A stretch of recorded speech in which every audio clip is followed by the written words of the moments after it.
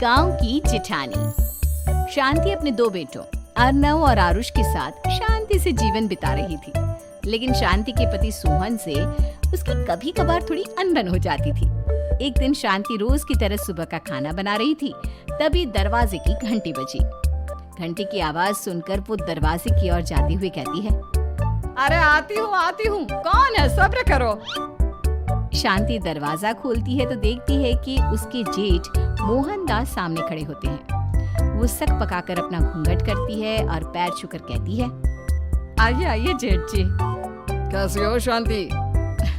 जी मैं तो बिल्कुल ठीक हूँ, सब आपकी मेहरबानी है भाई साहब। शांति और मोहनदास की बातें सुनकर शांति का पति सोहन और उसके दोनों बेटे बाहर आ जाते हैं। अरे भैया राम राम, कैसे हो आप? राम राम भाई। शांति ऐसे खड़ी खड़ी क्या देख रही हो? चाय कॉफी कुछ लेकर आओ, भैया आए हैं। शांति तेजी से रसोई की ओर आगे बढ़ती हुई कहती है, अरे मेरी माँ, गेट खोलने के चक्कर में मेरे तो चावल ही जल गए। वो दौड़ी दौड़ी रसोई में जाती है और देखती है कि सारे चावल जल गए हैं। वो दोबारा चावल बनाने में लग जाती है। इतने में सोहन आवाज लगाता है, अरे शांति, तुम्हारे चावल का रोना खत्म हो गया हो तो चाय ले आओ। जी लाती हूँ अभी। शांति जल्दी जल्दी चाय बनाती है और मोहनदास को चाय देती है। सब एक दूसरे की खैर खबर पूछते हुए चाय पीते हैं। चाय खत्म होती ही मोहनदास शांति की ओर देखते हुए मजाक में कहते हैं, शांति, अब तुम्हारी चाय में दम नहीं रहा, अब हमें चाय बनाने वाली बदलनी पड़ेगी। ये कैसे मुमकिन होगा जेठ जी? घर और बाहर का सारा काम मुझे ही करना पड़ता है और कभी कभी जल्दी जल्दी के चक्कर में काम बिगड़ जाते हैं, जैसे आज चावल जल गए। अरे इसी का तो हल लेकर आया हूँ। मैंने रिश्ता देखा है अर्नव और आरुष के लिए। दोनों लड़कियाँ बहुत सुंदर और सुशील हैं। अगर आप दोनों इजाजत दें तो बात करूँ आगे।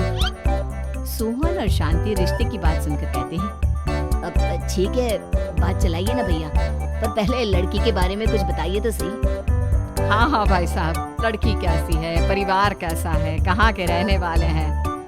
देखो परिवार तो बहुत अच्छा है, पर वे दोनों लोग बहुत गरीब हैं। दहेज में कुछ मिलेगा नहीं। अरे हमें दहेज में कुछ चाहिए भी नहीं, बस लड़की संस्कारी होनी चाहिए। एक लड़की तो पढ़ी लिखी है और शहर की रहने वाली है, पर दूसरी अपनी गरीबी की वजह से पढ़ न सकी और गांव में रहती है, लेकिन दोनों है बहुत खूबसूरत। अगर तुम सबको देखते ही पसंद ना आ जाए तो मेरा नाम बदल देना। हाँ, पर तो हम आंखें मूंद कर भरोसा कर सकते हैं भैया। आप आगे बात चलाइए, हम शादी करने को तैयार हैं। कुछ ही दिन में अर्नव और आरुष की शादी हो जाती है। आरुष की शादी अनपढ़ लड़की मंजरी से हो जाती है, जो कि बहुत भोली भी होती है, और अर्नव की शादी पढ़ी लिखी लड़की तनुजा से हो जाती है, जो कि घमंडी और चालू होती है। एक दिन मंजरी घर के काम कर रही थी कि अचानक शांति उसे आवाज लगाती है, बड़ी बहू, ओ बड़ी बहू, मंजरी जल्दी यहाँ आओ। मंजरी जल्दी जल्दी शांति के पास जाती है। बेटा मेरे पैर दबा दे, बहुत दर्द हो रहा है। जी माँ जी, बस बर्तन धोकर आती हूँ।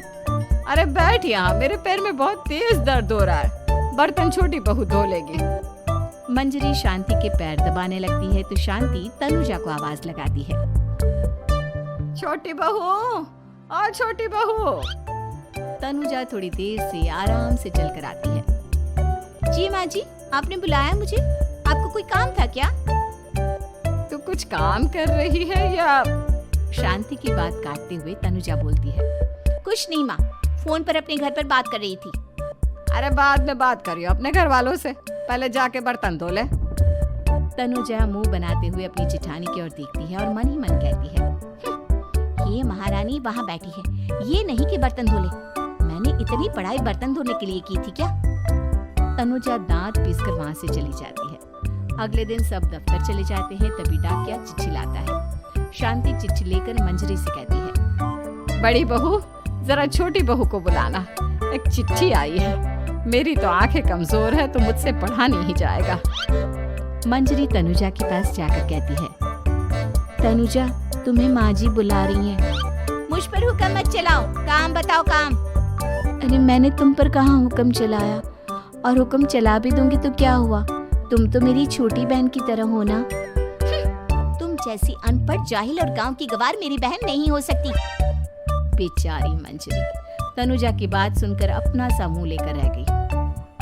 कोई चिट्ठी आई है, माँ जी तुमसे पढ़वाना चाहती है, बस इसलिए बुला रही हैं।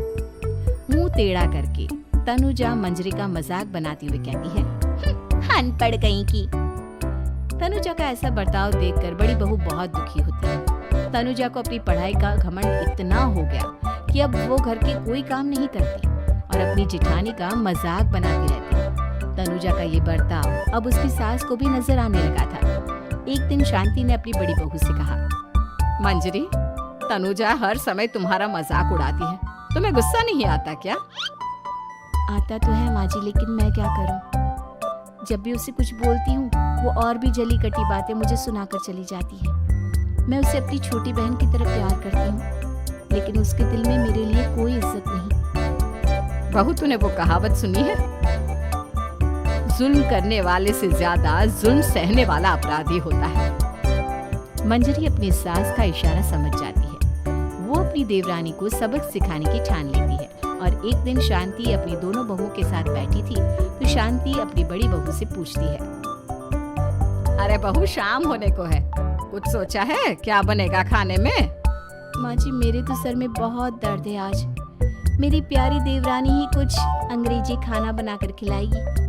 सुना है पढ़े लिखे लोग अंग्रेजी खाना बहुत अच्छा बनाते हैं, क्यों तनुजा? इतना कहकर मंजरी अपनी सास की ओर देखकर मुस्कुरा दी। तनुजा अपनी तारीफ सुनकर बहुत खुश हो गई। इतने में शांति कहती है, ये तो सच बात है छोटी बहू, ये तो मैंने भी सुना है। हम भी पक गए हैं बड़ी बहू के हाथ का खाना खा खा कर। तनुजा, तुम्हारी माँ भी तो तुम्हारे खाने की बहुत तारीफ करती है, आज हमें भी खिला दो कुछ अच्छा सा बनाकर। शांति की बात सुनकर छोटी बहू और आसमान पर चढ़ गई, पर उसे ये कहाँ पता था कि उसकी सास और जेठानी उसे सबक सिखाना चाहती है। तनुजा अपनी तारीफ सुनकर खुश तो बहुत होती है, पर सोचने लगती है, मुझे तो कैसा भी खाना बनाना नहीं आता, अब मैं क्या करूँगी? अगर मैंने इनको सच बता दिया तो मेरी सारी इज्जत मिट्टी में मिल जाएगी। अरे छोटी बहू, क्या सोच रही हो? खिलाओगी ना अपने हाथ का अंग्रेजी खाना? छोटी बहू हाँ में सर हिला देती है। अचानक से उसके दिमाग में एक आइडिया आता है, मैं इंटरनेट से देखकर कुछ बना लेती हूँ, मेरी वाहवाही पूरे घर में हो जाएगी। मुझे कौन सा रोज रोज बनाना है। माँ जी, आज आप सबको ऐसा खाना खिलाऊंगी कि। इतने में शांति छोटी बहू की टांग खींचते हुए कहती है कि पता नहीं कैसा खाना खिलाओगी, ए ऊपर वाले हमारी रक्षा करना। इतना बोलकर शांति और मंजरी दोनों जोर जोर से हंसने लगते हैं।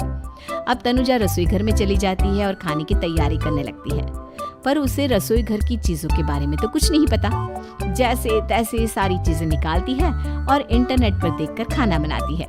कुछ ही देर में सब लोग घर आ जाते हैं। अरे सुनते हो, आज का खाना हमारी छोटी बहू बना रही है। अरे वाह, आज तो फिर कुछ अंग्रेजी खाना खाने को मिलेगा। कुछ ही देर में खाना बन जाता है तो छोटी बहू सबका खाना लगा देती है।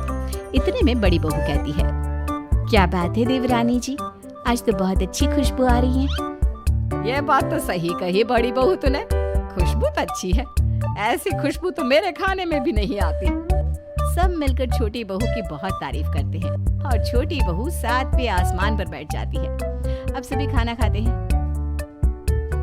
जल्दी जल्दी दो, अब तो मुंह में पानी आ रहा है। हाँ, मुझसे भी नहीं रुका जा रहा। जैसे ही सोहन एक निवाला खाता है तो उसकी आंखों से पानी आने लगता है। ये देखकर शांति सोहन से पूछती है, क्या हुआ जी, खाना इतना अच्छा बना है कि आंखों से पानी आ गया? सोहन चुप रहता है और धीरे धीरे से खाना शुरू कर देता है। इतने में सोहन छोटी बहू से कहता है, बेटी तुम भी तो खाओ, तुम क्यों रुकी हो, खाना सच में बहुत अच्छा है। ये कहकर सोहन जोर से हंस देता है। फिर सब खाना खाने लगते हैं, लेकिन खाने में नमक और मिर्च तेज हो गई थी। तनुजा से कोई कुछ नहीं बोलता, बल्कि उसे भी खाने को कहते हैं। जैसे ही छोटी बहू खाना खाती है वो पानी पानी कहकर चिल्लाती है, पानी, इसमें तो पानी। ये खाना तो सच में इतना अच्छा बना है कि हमारे साथ साथ देवरानी जी भी इसके स्वाद को कभी नहीं भूल पाएंगी। सही कहा बहू। तनुजा को अपनी गलती का एहसास हुआ और उसने अपनी सास से कहा, माँ जी ये मेरी गलती नहीं है, इंटरनेट पर दिखाया था कि 4 चम्मच नमक और मिर्च डालने हैं। अब मंजरी को भी मौका मिल गया। और उसने तनुजा पर तंज कसा। नाच न जाने आंगन टेढ़ा, हर जगह अपनी पढ़ाई दिखाती हो, दूसरों का मजाक उड़ाती हो। अब पता चला ना, हर चीज में पढ़ाई काम नहीं आती। और तुम तो शहर में रही हो, तुम्हें तो मुझसे भी अच्छा खाना बनाना आना चाहिए ना। बेटा, अगर तूने ठीक से सब सीखा होता तो आज तुझे शर्मिंदा नहीं होना पड़ता। बात शहर या गांव की नहीं होती। मंजरी गांव से आई है, लेकिन उसे घर का काम करना और खाना बनाना सब अच्छी तरह से आता है। तुम शहर में रही हो, तुमने ये सब क्यों नहीं सीखा? छोटी बहू सर नीचा कर सबसे माफी मांगती है और बहुत शर्मिंदा होती है। दीदी मुझे माफ कर दो, मैंने आपको बहुत बुरा भला कहा, पर आपने मुझे हमेशा ही माफ किया। आज मुझे अपनी गलती का एहसास हो गया है। अब दोनों बहुएं मिलकर घर का काम करने लगी और एक दूसरे को अपने गुण बांटने लगी। मंजरी ने अपनी देवरानी को खाना बनाना और घर का काम करना सिखाया, वहीं तनुजा ने भी अपनी जिजानी को पढ़ना लिखना सिखाया। शांति और सोहन ऐसी बहुएं पाकर बहुत खुश थे।